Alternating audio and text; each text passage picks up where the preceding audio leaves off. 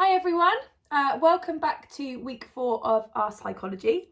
So we have been looking at self-awareness over the last few weeks. So we've looked at our self-awareness in stroke technique, we've looked at our self-awareness in our mental attitude, and we're going to continue with that mental attitude and your self-image, how you see yourself today.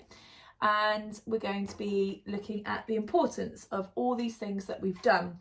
So, the importance of self-awareness. Why are we really thinking about what we think about ourselves, what we think about our technique, what we think about how we approach training, what we think about how we approach competitions, what we think about competitions, what we think when things go right, what we think about when things go wrong, how do we cope when things go wrong, do we have strategies that we have in place, or do we need to start thinking about putting them in place, because not everything always goes perfectly.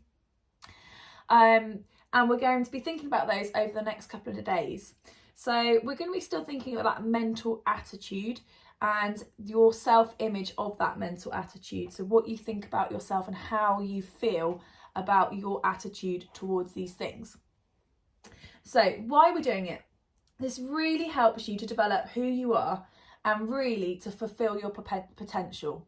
So if you have a really positive attitude towards hard work and effort and training, to competitions, a positive attitude to making mistakes. You know, you need to make mistakes to learn from them. You will get feedback on those mistakes, to go away and not think, oh, that was just rubbish, to think, oh, that was a mistake, I need to improve it, I need to make it better. So it's about putting a positive spin on everything that you do and everything that happens within your training and your competition.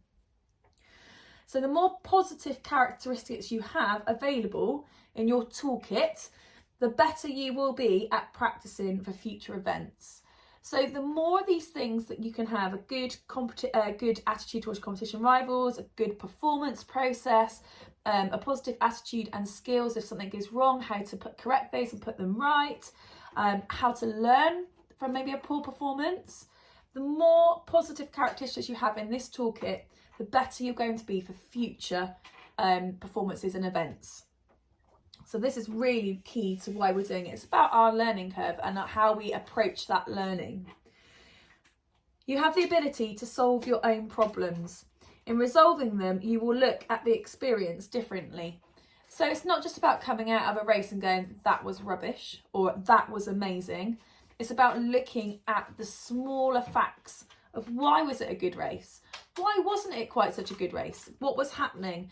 And for you to start thinking about it. Obviously, as coaches, we always help with that feedback, but it's about you really thinking about your races and taking that responsibility on board and thinking that was a good race, that wasn't such a good race. Okay, so these are the real reasons why we're really looking at the importance of self-awareness, of your image, of your mental attitude, and these things are going to really help you develop the psychology that we're going to be working on over the next couple of weeks. So your task this week is to complete the thinking game. So the thinking game is a selection of statements and you need to answer them the best that you can. So when I make a mistake in a race or in training, what do you think? Do you think, I didn't quite get that right. Right, next time I get round to my turn, I need to make sure I do this? Or do you think, no, it's all gone wrong, this is a terrible race, and give up? Thinking like what you think when that happens. When I swim my first race really well, what do you think? If you have a couple of events and an open meet, how does it figure? At times when my coach yells at me or tells me I've not done something quite so well, what do you think? If we say, that wasn't the best turn you've ever done, I'm not sure why you thought it was a good idea to turn that far out. How do you respond to that? How does your attitude process that? What do you think? So when I really try but don't do as well as other swimmers, what do you think? Do you think I've tried my hardest and that was the best I could give today? Or do you think, that was awful, I couldn't keep up with them? How do you approach it? So there's a couple of statements. In fact, there's quite a few statements. There's 10 statements that we want you to go through. And it's for you to write down what you think in those situations. Now, none of you are going to have the same statements and the same thought process. Not one of you will think the same. So it's really important you answer them for yourselves. And then what I want you to do, you're going to complete the thinking game. You will have 3 or 4 different pieces of paper then. You'll have your thinking game. You'll have your determining mental attitude sheet with your scores of negative and positive from 1 to 10. You will also have your wheel of excellence, and you will have what you think about swimming. You will have 4 different tasks that we've set you to go back and look at. And what I want you to do is I want squads 1 and 2 to identify 3 areas that you want to work on in psychology. So that could be, I want to work on my attitude towards competitions. I want to work on my performance process. It could be that you want to work on what happens when you face a tough, challenging competition.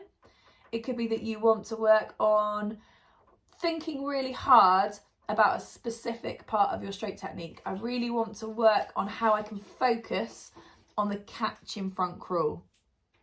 I want you to identify 3 areas. If you're in squads 3, 4 or 5, for now, just finding one thing that you would like to improve on would be really good. Now, for those of you that have done goal setting, on your short and your medium term goals, you do have an area for a psychology goal. So it'd be really useful to jot your psychology goals down on your goal setting sheet. So you've got it as part of the record, and you know exactly what you're working towards. It'd be really nice for us to also have a little look at that. I'm not going to be collecting in these. I'm not going to be really on your backs about them. These are going to be something that you're going to take on board yourself. You're going to take responsibility for these psychology goals, and you're going to be thinking about them. We are more than happy to help. You can share them with us and we will happily keep working with you on them. But it's really important that if you want to make changes, that you take responsibility and you initiate the changes. So I want you to decide on the 3 areas or the 1 area.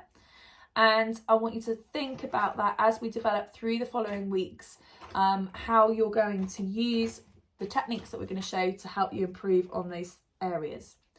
So in the coming weeks, we're going to be looking at self-talk and self-talk awareness. We're going to be looking at relaxation techniques. We're going to be looking at imagery, your attention and your focus, an ideal performance state and an ideal way of going through the performance process. So from speaking to your coach to walking up to the poolside, standing behind the block, those kind of things. We're going to be looking at self-motivation. We're going to be looking at communication, mind training, and the power of belief. So we have got, I think it's 16 weeks of psychology that I've planned out, with each week having a little sort of like topic that we're going to be looking at.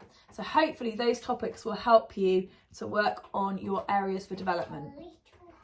Okay, brilliant. Hope you enjoy the thinking game. Don't forget, you need to keep all these sheets, put them somewhere safe. We will come back to them at some point, probably over the next 16 weeks, and revisit them. So please keep them safe, put them somewhere handy. Hope you find it useful, and I will join you next week for some self-talk. Thanks for listening. Bye-bye.